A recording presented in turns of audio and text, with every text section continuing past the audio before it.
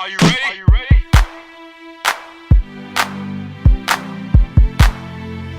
Hey everyone, it's Lauren. Welcome back to my channel. As you can tell by the title, today I'm going to be showing you guys how I was able to clean and restore this vintage Dooney and Bourke bag. So the first thing I did was remove the plastic lining. I took a small pair of scissors to cut a hole into the plastic and begin removing it. You can also use a razor blade or a box cutter. You just want to be very careful with this step to ensure that you're not poking a hole or cutting into your handbag. I would say this step took me about 45 minutes. And it's really important that you remove all the plastic before you begin cleaning.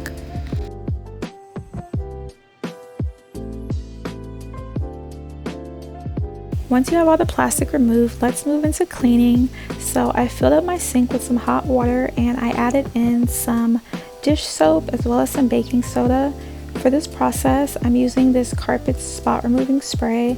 It is labeled as a carpet spot remover, however, I've used it before in my clothes and it works really well to get out any discoloration, stains, and yellowing. So I went ahead and sprayed that directly onto my handbag. So you want to let your bag be fully submerged in the water and let it soak for a little bit. To scrub and clean my bag, I'm alternating between this scrub brush and my magic eraser. This process does take a while, so if you notice not all the discoloration is coming out after the first cycle, you will definitely have to repeat this a couple different times. So once my water got really dirty, I just went ahead, drained it, and refilled it. So you have to be patient with it.